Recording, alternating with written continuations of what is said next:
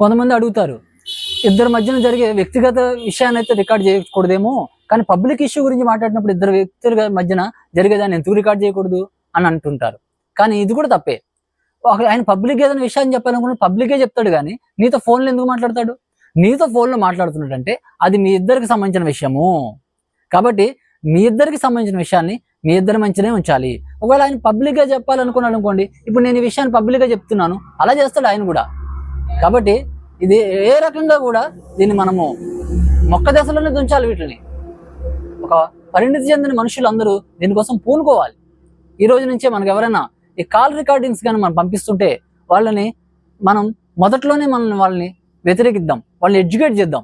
అలాగే screen shots కూడా ప్రతిదీ అడ్డమైనది స్క్రీన్ షాట్ తీయడము, పంపించడము ఎంత ప్రైవసీకి సంబంధించిన విషయాలు ఇవి, ఎంత సునిశ్చితమైన విషయాలు ఇవి.